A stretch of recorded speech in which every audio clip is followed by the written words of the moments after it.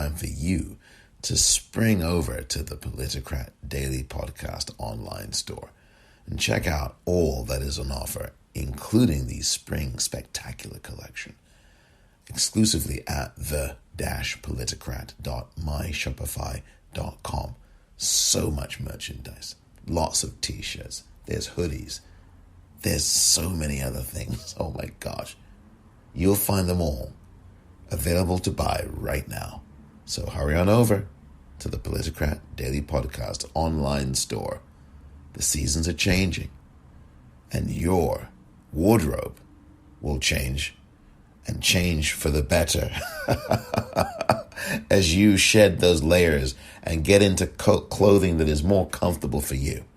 And I think you'll have a comfortable look and fit and feel in these tremendous items.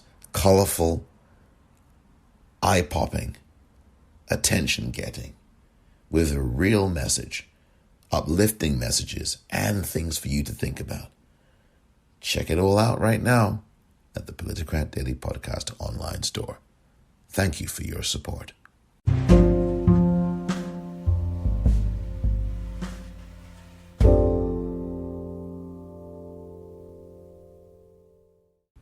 Welcome to the Politicrat.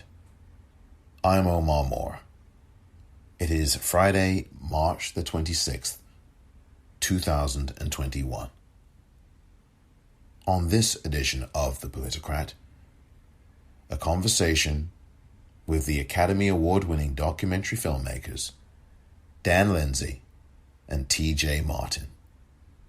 They are the directors of the brand new documentary, Tina, which premieres on Saturday, that's tomorrow, on HBO at 8 p.m. Eastern Time and Pacific Time in the U.S.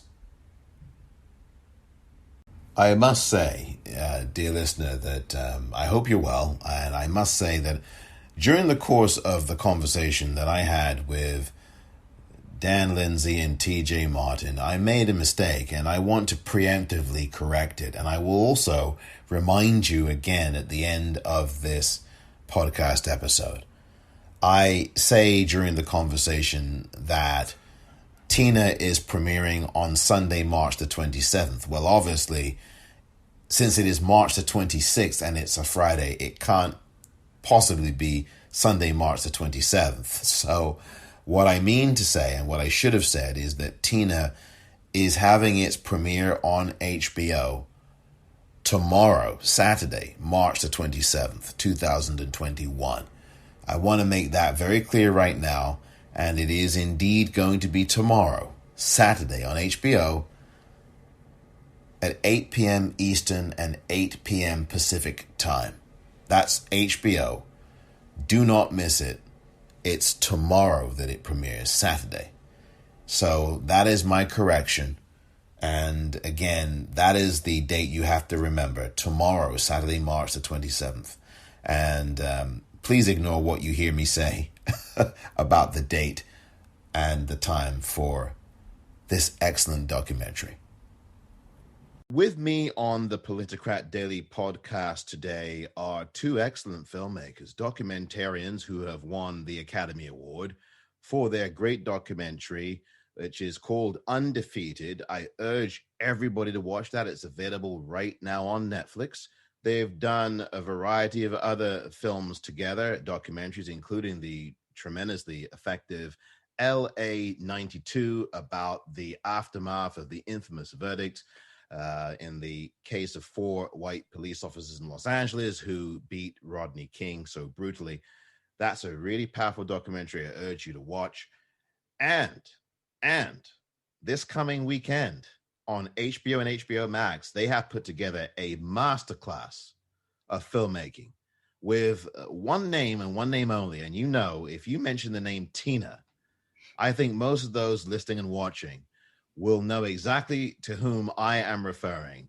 And that is the one, the only Tina Turner. I think one of the 10 greatest entertainers who's ever lived.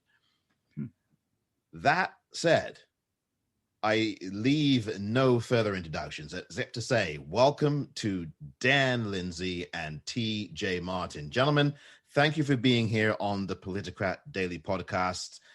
Congratulations on this film. Thank you for being here. Yeah, thank you for having us. Quite an introduction. What your audience can't see is me blushing when you say masterclass. I'm getting sweaty over here. You're making me nervous. I don't know how to follow that up. Well, let me say to you both, your filmmaking and your true, and honestly, your excellence precedes you. The work that you've done, and I've watched those 3 films that I just mentioned to the listening and viewing audience, and I urge them to. Your reputations and the great craft that you have you put together, the body of work precedes you. So congratulations to you both on that. It's a well-deserved introduction. It's a sincere introduction. And so thank you for the next few minutes. I have to start with this. On a very selfish note, gentlemen, before I sat down and watched Tina, and everybody must watch this documentary, I said to myself, before the beginning credits, before the start, I said, they have got to say something about Mick Jagger. And I kid you not, they've got to, because if they don't, I don't know, as a film critic, this is so selfish of me to say, but I've got to say this to you both. They've got to mention Mick Jagger because this guy got his moves from Tina Turner. Let's be honest. And one of the first things you do is, there it is, Mick Jagger. Tina Turner, the woman who taught Mick Jagger how to dance, off of that 1981 interview with People, that headline. I was like, whoa, this is great. And so right there, I was already hooked. And it's very selfish to say that, but I wanted to share that with you. I'm so glad you did that. And you did it, one of the earliest things. Can you talk about that? The part about the putting Mick Jagger and where he got his dance moves from.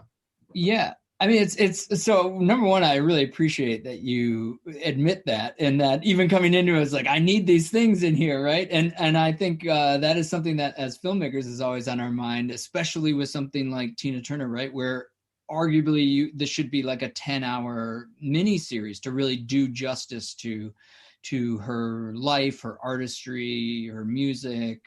And so those were things that were very much on our mind. But we knew in taking the direction we wanted to take with the film that we were most likely never going to go into like real didactic sections of like, okay, let's break down how her vocal technique is like this, or this is how she dances on stage. But we definitely wanted to make sure that we at least kind of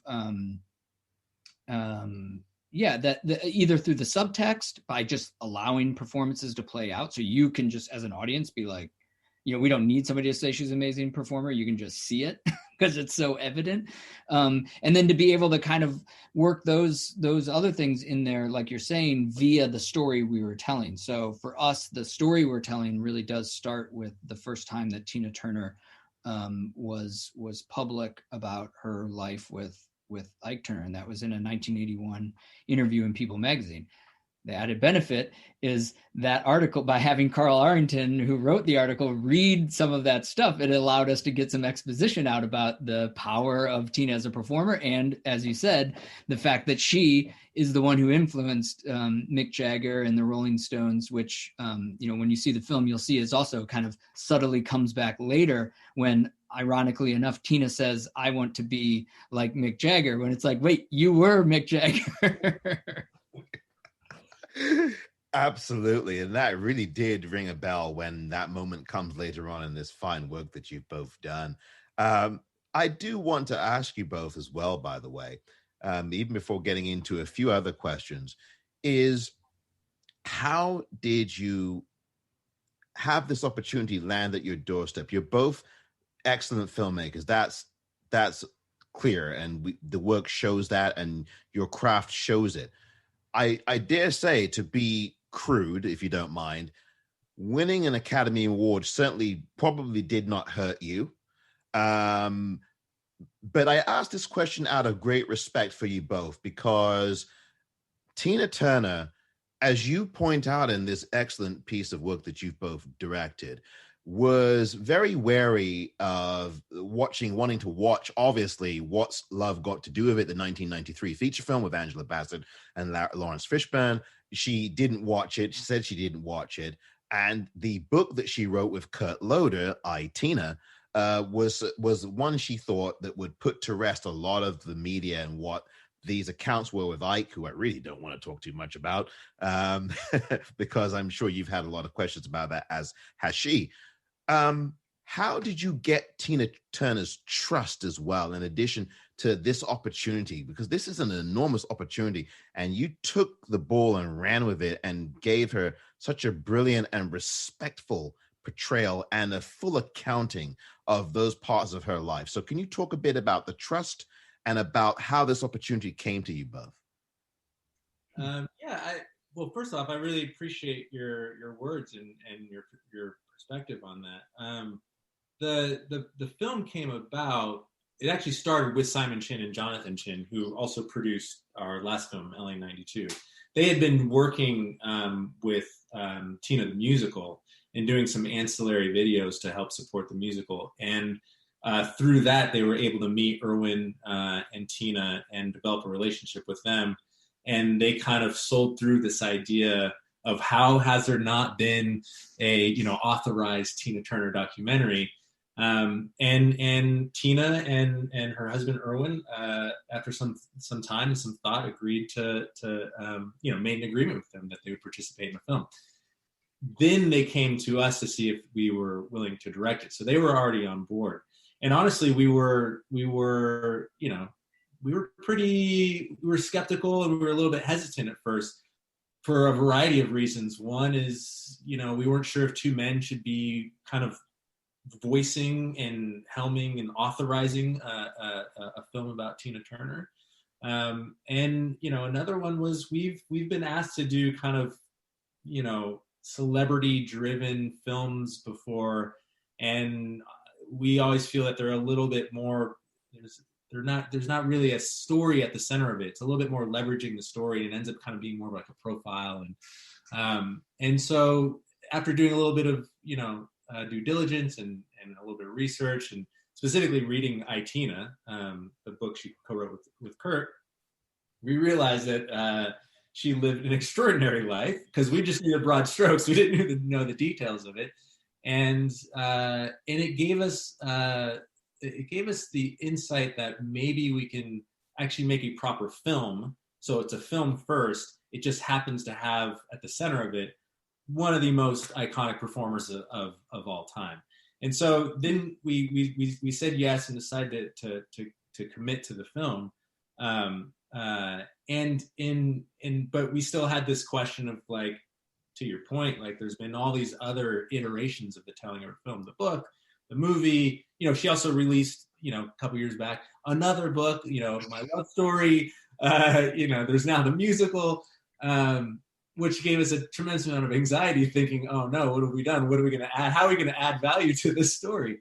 And it wasn't until meeting with her in those first early conversations where we had been primed for some of the sensitivities around talking about Ike, but it came up naturally in conversation. She kind of brought it up. And what was really evident was that the pain of her past was still very present. It was always kind of lurking around the corner. And that was that was kind of a revelation for us, that even at 80 years old, she was still processing this trauma. And that's actually that insight is the thing that gave us the POV of the film. And that's the thing that we felt was kind of missing in all these other tellings of her story is what is Tina's perspective on the narrative, on the story, on the myth of Tina Turner. So the film actually has two main characters, the story of Tina and the story of Tina, and watching her wrestle with that. So to answer your question, the process of gaining her trust was really just about being upfront with our perspective from the beginning, and just being very transparent about what it was that we thought was had been missing from her narrative. And really all we the way we were positioning ourselves is can we be a conduit for Tina's voice? This film doesn't work, at least the angle we chose, it doesn't work without the participation of Tina. And over time, I think we just we grew trust and grew rapport with her that you know kind of allowed us to dive into to some of the darker moments in her life. Most certainly, and you did such a magnificent job of covering those shades over what amounts to around 5 chapters that you put this film into, 5 or 6 chapters that you put the film into, so that people really get these slices of her life and this journey, this really long journey in the search of love too, that she goes through amidst all these other things. I do want to stress that because that's a very important thing, without giving anything away. That's another ingredient that that is part of this work that's critical. But the thing that I really must ask you is about your process. One of the things that that I've observed in watching your work, and other people who are listening and watching, I think will have noticed this too, is how you use artifacts to record, to be the witness of telling your stories. When you as documentarians do this so well, the cassette tape we see, the cassette recorder we see, the film stock we see, the Kodak film slides of photographs, how you so brilliantly curate that into part of the narrative that gives us this texture of Tina, this texture that we see, and how video is used and how cameras are used. You did this in LA 92 as well, how you allowed footage to show the story and tell it, and the editing that's involved, and looking at the camera and deconstructing that in LA 92, for example. Forgive my diversion for those of you listening, and for the 2 filmmakers. You have this moment in LA 92 where President George H.W. Bush is giving a speech, and then the reveal from that, and when the camera is supposedly off, and how we see the makeup and the deconstruction. And you do it again in Tina, where we see those moments. You've got to tell me, and tell everybody who's listening and watching, that part, that process. I love that about what you both do. Well, thank you for saying that. That's really appreciated. It's funny because we don't spend a ton of time like analyzing or breaking it down. There is some of that is instinctual for us, but there's a ton of thought and intention obviously behind that as well. And I think, you know, one thing is we are so interested as filmmakers to make things that are experiential, right? And so, and I think in a scripted film, you have full control over that, and you can create all of the things you need. And we happen to kind of find ourselves in the documentary form, which we, love and are excited by, but we still think of ourselves, I think I can say this, as filmmakers, right? And we're approaching these, we just happen to be working in nonfiction. And so part of the thing for us is like, how do we make this feel alive? So it's not like we're not finding archive to just be the example of something that somebody is talking about. How do we make the archive feel alive, but then also hopefully put it in a new context, or to your point of LA 92, show that to remind the audience that this is an artifact and this is also a performance, and like, and so where is and to kind of layer these things in a way that it brings new meaning to something that could just be a Polaroid picture. How do you make that feel like it has depth in a way that isn't just representative of something? I mean, that's a kind of like, I don't know, not fully esoteric way to describe it, but I mean, it's like, but yeah, I don't know. TJ is also the, like, the master artist editor that makes us look so good in that regard. So maybe he should say something. Honestly, to your point, Dan, it's so much of it is instinct. It really does boil down to kind of bigger picture intention, and a lot of it ends up leaning on, if we can set the stage for the POV of the film, and like the thing that's really like get the audience for the subtext to have just as much weight as the journey that you're going on. So so the audience is actually interacting with the film, whether they're conscious of it or not. It's kind of happening. You're actually having a conversation with the film. Then all of a sudden, it actually, editorially and stylistically, it makes our job a little easier. If we get all that heavy lifting done, then to kind of what Dan's saying, like then you're looking at an image with a new point of view. It's not like the cutting is differently. It's not like there's some real like, crazy editorial style that's happening. We've just done some weird excavating in your head so that you're doing the work of looking at that image in a different light. And that's just something that's really important to us, is that hopefully the work that we're doing, it's of equal importance to create something that's cinematic and go on this journey so it feels like a proper movie. But there's the subtext is of equal importance. What is it saying? Was it exploring? We want you to be an active participant in our work. And that's probably where, a lot of the real heavy lifting is to figure out a way to marry those two worlds.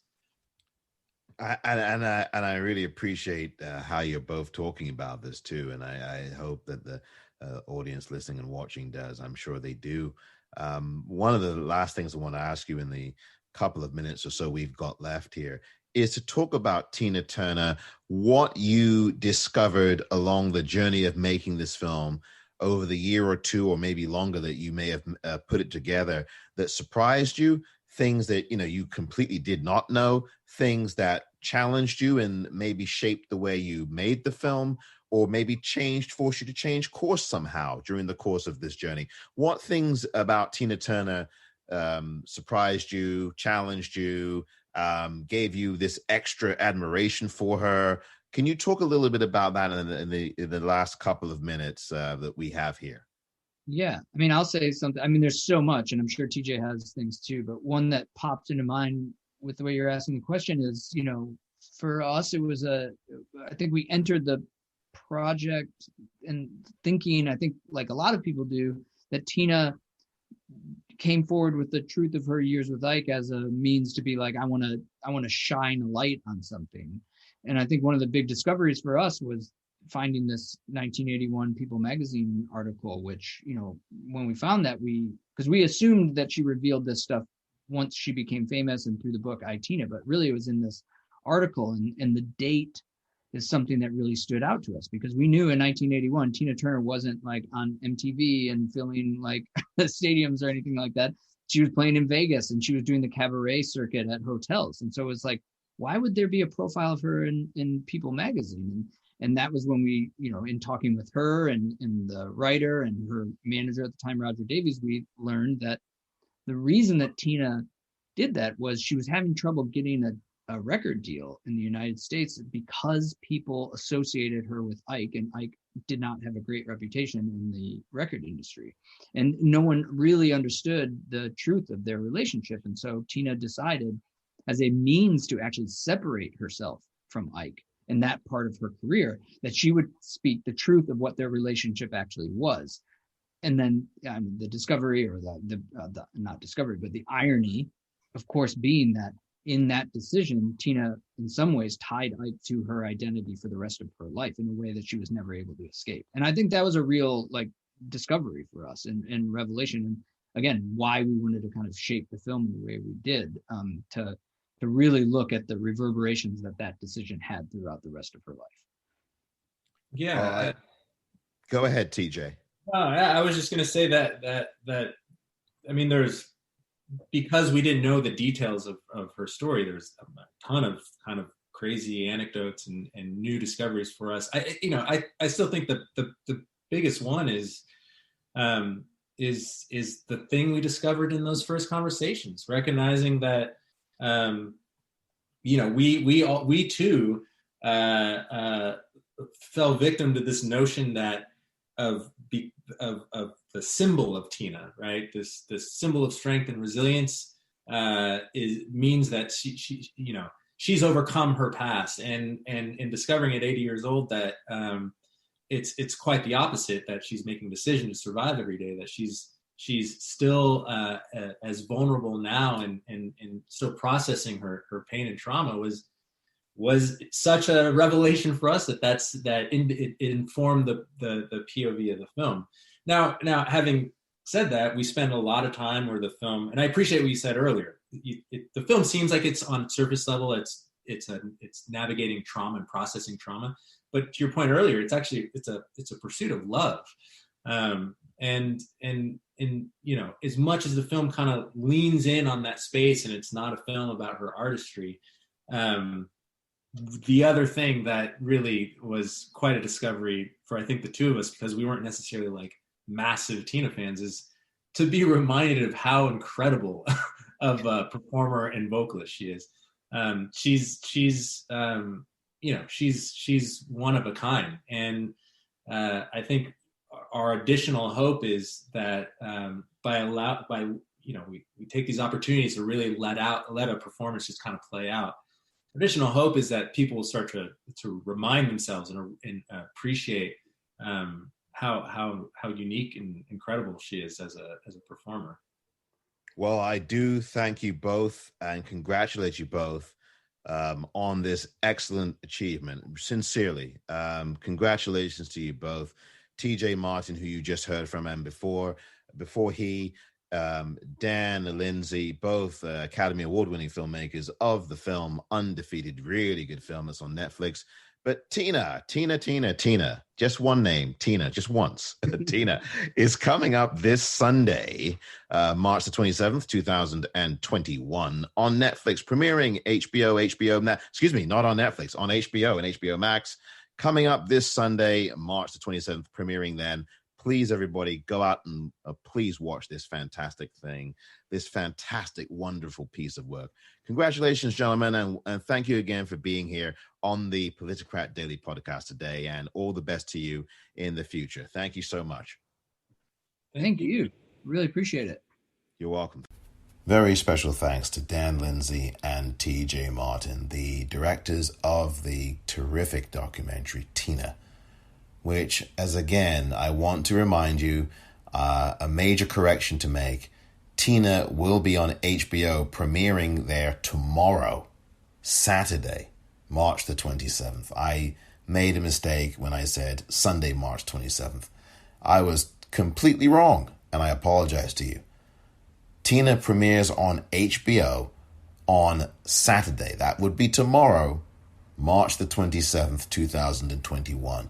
It will be available on HBO Max on Sunday, March the 28th, 2021. So that is the important thing to say. And I want to make sure that I say another important thing, that tomorrow you can watch Tina on HBO beginning at 8 p.m. Eastern United States time. 8 p.m. Eastern United States time. And also you can watch it at 8 p.m. Pacific US time, beginning tomorrow, Saturday, March the 27th, 2021.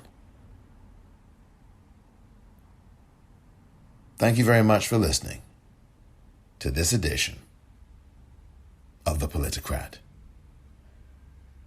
I'm Omar Moore.